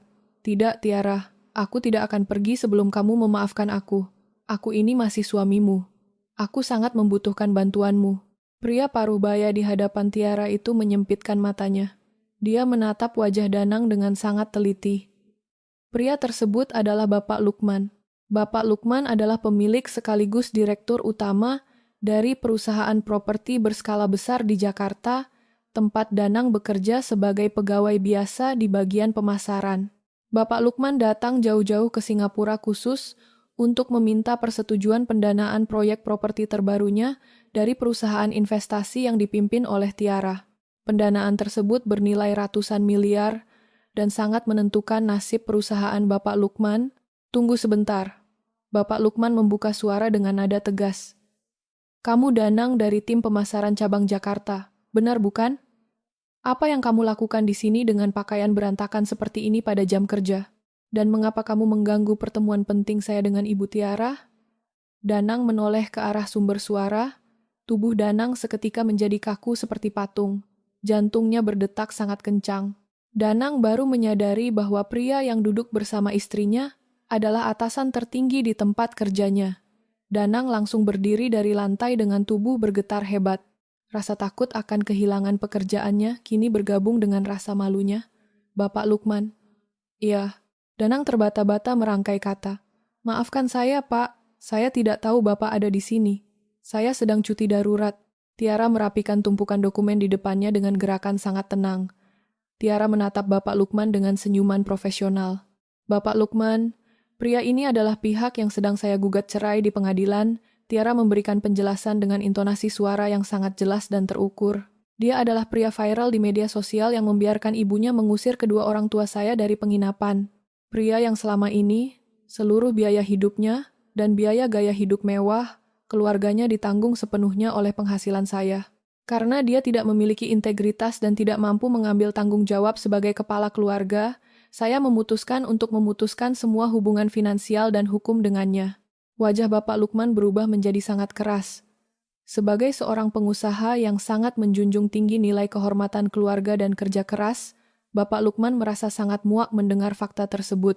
Bapak Lukman sudah melihat berita viral tersebut di internet pagi ini, namun dia sama sekali tidak menyangka bahwa pelaku utamanya adalah salah satu pegawainya sendiri. Saya sangat kecewa, Danang. Bapak Lukman berbicara dengan suara lantang yang terdengar menakutkan. Perusahaan saya tidak pernah mempekerjakan pria parasit yang berlindung di balik kesuksesan istrinya, apalagi pria yang tidak memiliki rasa hormat kepada mertuanya sendiri. Sifat burukmu di dalam rumah tangga pasti mencerminkan cara kerjamu di kantor. Hari ini juga, pada detik ini juga, kamu saya berhentikan dengan tidak hormat dari perusahaan saya. Hukuman dari Bapak Lukman menghantam Danang dengan kekuatan penuh. Danang kehilangan keseimbangannya dan hampir terjatuh ke belakang. Pekerjaan dengan gaji pas-pasan itu adalah satu-satunya sumber pendapatan terakhir yang dia miliki. Kini pekerjaannya pun hilang dalam sekejap mata karena kebodohannya sendiri. Danang mencoba memohon kepada Bapak Lukman, tetapi kata-katanya terhenti saat dua orang petugas keamanan hotel berbadan besar datang menghampiri meja mereka. Tiara telah memberikan isyarat tangan kepada manajer restoran untuk memanggil pihak keamanan. Tolong bawa pria ini keluar dari area hotel. Tiara memberikan instruksi kepada petugas keamanan tersebut.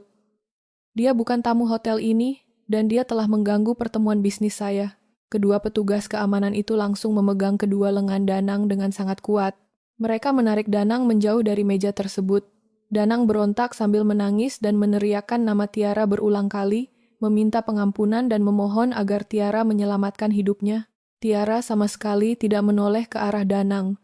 Dia kembali membuka dokumen kerjanya dan melanjutkan diskusi bisnis dengan Bapak Lukman, seolah-olah tidak pernah terjadi apapun.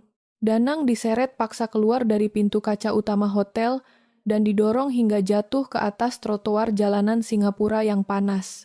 Danang duduk menangis di trotoar tersebut, menyadari bahwa kini dia benar-benar telah hancur. Dia tidak memiliki istri, tidak memiliki harta, tidak memiliki pekerjaan, dan terjebak di negara asing dengan sisa uang yang sangat sedikit. Penyesalan yang dia rasakan datang sangat terlambat dan tidak ada lagi jalan untuk memutar waktu. Ruang sidang pengadilan agama di Jakarta dipenuhi oleh ketegangan yang sangat pekat. Proses perceraian antara Tiara dan Danang akhirnya memasuki tahap paling menentukan setelah tertunda selama beberapa minggu. Danang duduk di kursi pihak tergugat dengan wajah sangat pucat dan postur tubuh yang terlihat jauh lebih kurus. Di barisan belakangnya, Ibu Kusuma duduk di kursi penonton dengan mengenakan pakaian lusuh dan menampilkan tatapan mata kosong. Sejak Danang kembali dari negara Singapura dengan tangan kosong dan menyandang status pengangguran, kehidupan mereka berdua benar-benar hancur total.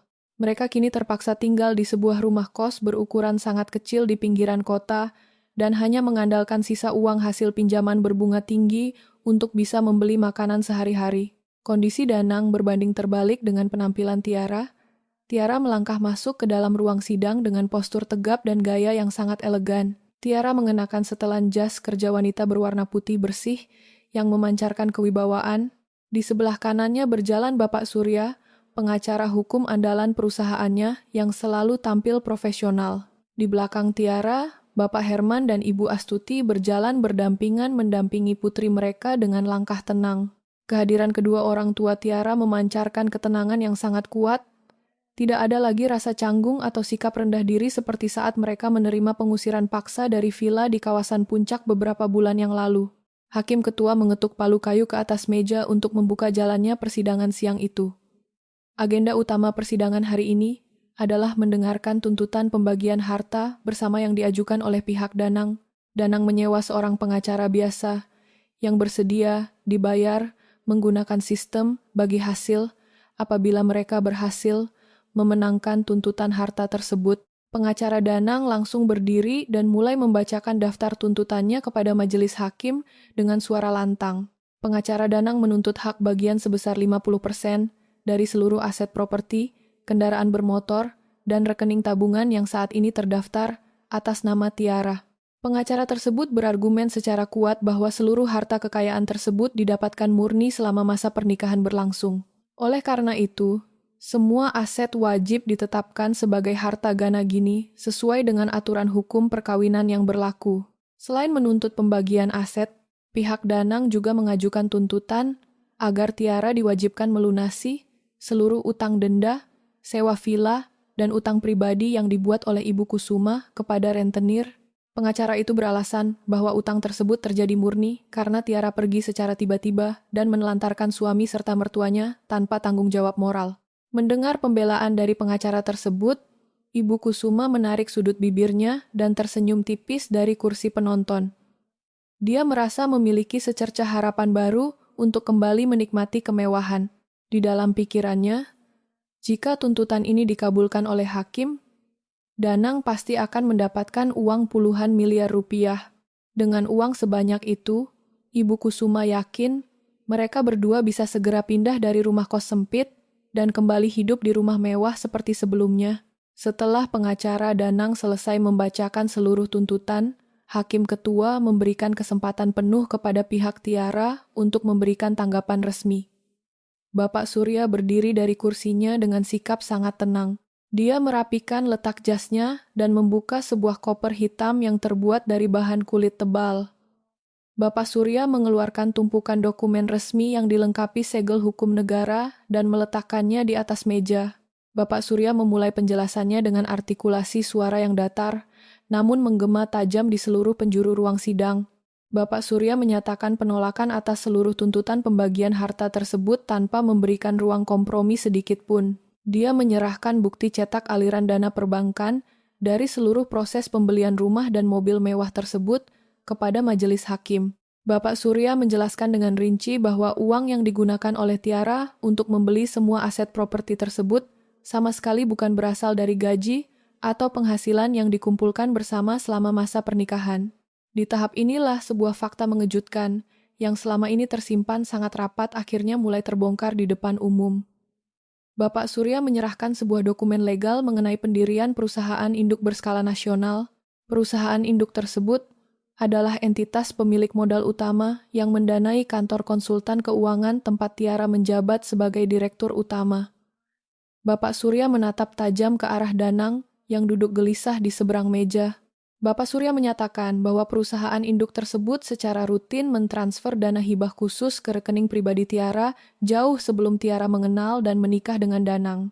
Dana hibah itulah yang sepenuhnya digunakan Tiara untuk membeli rumah besar, kendaraan mewah, serta membiayai seluruh gaya hidup dan kebutuhan harian keluarga Danang tanpa sisa, sesuai dengan dokumen perjanjian pranikah yang dahulu ditandatangani oleh Danang tanpa dia baca secara teliti. Harta hibah dari keluarga kandung sama sekali tidak bisa diganggu-gugat atau dikategorikan sebagai harta bersama dalam pernikahan. Danang mengerutkan keningnya dengan sangat dalam, keringat dingin mulai mengalir dari dahinya. Danang mengangkat tangannya dan bertanya dengan suara bergetar kepada Bapak Surya mengenai siapa sosok pemilik perusahaan induk misterius yang rutin memberikan dana hibah sebesar itu kepada Tiara. Bapak Surya tersenyum penuh makna mendengar pertanyaan tersebut. Dia mengarahkan tangan kanannya dan menunjuk lurus ke arah kursi penonton tempat Bapak Herman dan Ibu Astuti duduk berdampingan. Bapak Surya menyebutkan fakta yang menghancurkan nalar pihak lawan. Pemilik saham tunggal sekaligus pendiri utama perusahaan raksasa penyuntik dana tersebut adalah Bapak Herman. Pria tua yang selama ini selalu tampil mengenakan kemeja sederhana dan celana kain biasa tanpa barang bermerek, itu adalah seorang konglomerat papan atas yang memang memilih gaya hidup rendah hati dan jauh dari sorotan publik. Seluruh pengunjung di ruang sidang terdiam seketika. Hening menyelimuti ruangan tersebut.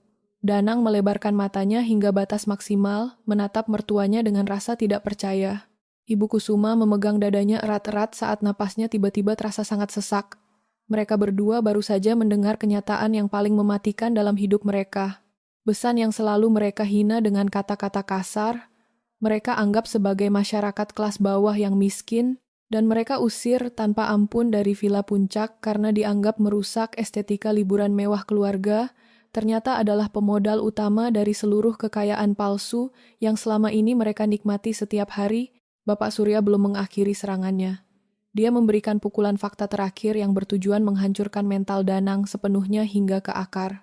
Bapak Surya menyerahkan bukti tambahan berupa dokumen kemitraan bisnis rahasia antara perusahaan properti tempat Danang dulu bekerja dengan perusahaan induk milik Bapak Herman. Bapak Lukman, yang merupakan mantan atasan tertinggi Danang, membatalkan proyek bisnis raksasanya bukan sekadar karena sifat buruk Danang di ranah pribadi. Bapak Lukman memutuskan kerjasama karena dia baru menyadari fakta bahwa Danang hanyalah seorang karyawan staf rendahan yang sangat bodoh karena telah berani membiarkan ibunya mengusir ayah dari penyandang dana terbesar di perusahaan tempat Bapak Lukman bernaung. Ruang sidang itu pun menjadi saksi bisu atas hancurnya seluruh sisa kesombongan yang dimiliki oleh keluarga Danang. Pertahanan mental Ibu Kusuma hancur lebur seketika. Dia mulai menangis histeris dengan suara sangat keras. Ibu Kusuma memukul-mukul kepalanya sendiri menggunakan kedua belah tangannya. Penyesalan yang luar biasa pedih menggerogoti setiap sudut pikirannya. Dia akhirnya sadar sepenuhnya bahwa dia tidak hanya kehilangan seorang menantu yang cerdas dan kaya raya, lebih parah dari itu, Ibu Kusuma telah membuang dan mengusir keluarga konglomerat besar yang selama ini selalu memegang kunci kelangsungan hidup anak laki-lakinya. Di kursi pihak tergugat, Danang perlahan merosot turun dari tempat duduknya hingga akhirnya jatuh berlutut di atas lantai ruang sidang. Pikirannya kosong, tidak tersisa, air matanya mengalir deras tanpa henti membasahi pipinya yang kusam. Danang baru menyadari fakta terburuk dalam hidupnya bahwa selama 3 tahun masa pernikahan, dia telah membuang sebuah berlian asli yang tidak ternilai harganya, hanya demi mempertahankan ego dan kesombongan ibunya, yang ternyata sama sekali tidak memiliki nilai di dunia nyata. Suasana ruang sidang, pengadilan agama, menjadi sangat sunyi saat Hakim Ketua mulai membacakan dokumen putusan akhir. Hakim Ketua membaca setiap lembar dokumen dengan suara yang lantang dan jelas. Hakim Ketua menyatakan bahwa semua bukti keuangan dan dokumen kepemilikan harta yang diajukan oleh pihak pengacara Tiara adalah sah menurut hukum negara. Semua aset berupa rumah mewah, mobil, tabungan, dan investasi terbukti secara tertulis sebagai harta bawaan yang dibeli menggunakan dana pribadi milik Tiara dan dana hibah dari Bapak Herman. Hakim Ketua dengan tegas menolak seluruh tuntutan pembagian harta Gana Gini yang diajukan oleh Danang. Hakim Ketua juga menolak tuntutan Danang mengenai pelunasan utang sewa villa dan utang kepada rentenir. Semua utang tersebut ditetapkan sebagai tanggung jawab pribadi Danang dan ibunya karena tindakan tersebut dilakukan tanpa persetujuan dari Tiara. Ketukan palu kayu sebanyak 3 kali dari tangan Hakim Ketua mengakhiri persidangan hari itu. Hubungan pernikahan Tiara dan Danang resmi berakhir putus pada detik tersebut. Tiara berdiri dari kursinya dengan senyuman lega. Beban berat yang selama 3 tahun ini menekan pikiran dan keuangannya telah hilang sepenuhnya. Tiara menjabat tangan Bapak Surya dan mengucapkan terima kasih atas kerja keras pengacara tersebut. Tiara kemudian berbalik badan dan berjalan menghampiri Bapak Herman dan Ibu Astuti. Tiara memeluk kedua orang tuanya dengan erat. Mereka bertiga berjalan menuju pintu keluar ruang sidang dengan langkah yang sangat ringan. Saat Tiara akan melangkah keluar dari pintu, Danang berlari kecil dan mencoba memegang lengan Tiara. Petugas keamanan pengadilan langsung bertindak cepat menahan tubuh Danang. Bapak Herman berbalik dan menatap mantan menantunya itu dengan pandangan yang sangat datar dan dingin. "Berhentilah mengganggu putri saya, Danang." Bapak Herman berbicara dengan intonasi suara yang sangat tegas. "Keluarga kami sudah memberikan semua kemewahan yang kalian minta selama 3 tahun. Kalian membalasnya dengan rasa tidak hormat dan pengusiran. Sekarang kalian harus hidup dengan hasil perbuatan kalian sendiri. Jangan pernah lagi muncul di hadapan Tiara atau di sekitar rumah kami." Tiara dan kedua orang tuanya masuk ke dalam mobil pribadi mereka dan meninggalkan gedung pengadilan. Mulai hari itu, Tiara kembali memegang kendali penuh atas hidupnya. 6 bulan setelah persidangan tersebut selesai, kehidupan Tiara berkembang dengan sangat pesat. Perusahaan konsultan keuangan yang dipimpin oleh Tiara mendapatkan banyak kontrak proyek baru berskala besar. Salah satu proyek terbesar berasal dari perusahaan properti milik Bapak Lukman. Bapak Lukman sangat menghormati kecerdasan dan profesionalisme Tiara dalam bekerja. Tiara kini tinggal di sebuah rumah baru yang halamannya jauh lebih luas dan lingkungannya lebih tenang. Bapak Herman dan Ibu Astuti menikmati masa tua mereka dengan damai, selalu dikelilingi oleh fasilitas terbaik yang diberikan oleh Tiara dengan penuh rasa cinta. Keadaan yang sangat bertolak belakang terjadi pada hidup Danang. Setelah dipecat dengan tidak hormat oleh Bapak Lukman, nama Danang masuk ke dalam daftar hitam di berbagai perusahaan besar. Tidak ada satupun kantor yang mau menerima Danang sebagai pegawai karena catatan buruknya mengenai integritas pribadi menyebar luas di kalangan para pengusaha. Karena kebutuhan hidup yang terus mendesak dan tagihan utang yang menumpuk, Danang terpaksa membuang ijazah sarjananya dan bekerja mengandalkan tenaga kasarnya. Setiap pagi, Danang harus datang ke pasar induk kota untuk bekerja sebagai buruh panggul bongkar muat barang. Danang mengangkat karung beras seberat 50 kg dari atas truk ke dalam gudang pasar. Punggungnya terasa sangat sakit, telapak tangannya dipenuhi luka kasar, dan keringat selalu membasahi kemeja kusamnya. Setiap kali Danang menerima upah harian dari mandor pasar, dua orang pria berbadan besar yang merupakan penagih utang dari pihak rentenir sudah menunggu di pintu keluar pasar. Para penagih utang itu merampas sebagian besar upah harian Danang secara paksa untuk membayar bunga pinjaman yang tidak pernah lunas. Danang juga masih terus dikejar oleh pihak kuasa hukum dari Villa Puncak yang menuntut penyelesaian pembayaran tagihan makanan mewah ibunya. Sisa uang Danang hanya cukup untuk membeli satu bungkus nasi murah setiap hari. Nasib Ibu Kusuma jauh lebih menyedihkan. Wanita tua yang selalu memuja kemewahan dan memandang rendah orang miskin itu kini harus merasakan sendiri kerasnya kehidupan di jalanan. Siska dan Tommy sudah memutus hubungan komunikasi secara total. Mereka berdua pindah ke kota lain karena tidak tahan menghadapi tagihan utang dari para pemasok barang di toko pakaian Siska yang kini sudah bangkrut dan ditutup secara permanen. Tanpa adanya bantuan finansial dari siapapun, Ibu Kusuma terpaksa berjualan makanan kecil di pinggir jalan raya yang berdebu. Setiap hari di bawah terik matahari yang sangat panas, Ibu Kusuma berdiri di depan sebuah gerobak kayu berukuran kecil. Dia menggoreng pisang dan tahu menggunakan minyak yang sudah berwarna hitam. Tangan Ibu Kusuma yang dahulu selalu dirawat di salon kecantikan kini dipenuhi luka bakar akibat cipratan minyak panas. Pakaiannya terlihat kotor oleh noda tepung dan asap kompor. Para pembeli yang mampir ke gerobaknya seringkali menegur Ibu Kusuma dengan nada kasar karena pelayanannya yang lambat. Ibu Kusuma tidak berani menjawab teguran tersebut. Dia hanya menundukkan kepalanya dalam-dalam sambil menahan rasa malu. Menjelang sore hari saat dagangannya sepi pembeli, Ibu Kusuma duduk di atas sebuah kursi plastik kecil di samping gerobaknya. Dia melihat mobil-mobil mewah melintas di jalan raya tersebut. Pikirannya melayang kembali ke masa lalu. Dia teringat pada kamar utama yang sangat luas di villa kawasan Puncak. Dia teringat pada meja makan besar yang dipenuhi daging sapi panggang premium. Dia teringat pada kalung emas mahal yang dahulu melingkar di lehernya. Semua kemewahan itu hilang dalam satu malam hanya karena dia mengusir dua orang tua sederhana yang ternyata adalah penyandang dana terbesar dalam kehidupannya. Air mata Ibu Kusuma menetes jatuh mengenai pakaiannya yang kotor. Tangisannya tidak bersuara, namun tubuhnya bergetar menahan rasa sakit. Ibu Kusuma menyadari bahwa kesombongan dan sikap kasarnya telah menghancurkan masa depan anak kandungnya sendiri. Dia telah mengusir menantu yang paling baik, paling pintar, dan paling peduli kepada keluarganya. Tiara dan keluarganya kini telah bahagia di tempat yang tinggi dan tidak terjangkau. Sementara itu, Danang dan Ibu Kusuma terjebak selamanya di dasar jurang kemiskinan, terus dihantui oleh rasa penyesalan yang tidak akan pernah bisa dihapus sampai kapanpun. Cerita kebohongan mereka berakhir dengan ganjaran hukuman yang setimpal dan menjadi pelajaran nyata bagi siapapun yang lupa cara berterima kasih. Ya,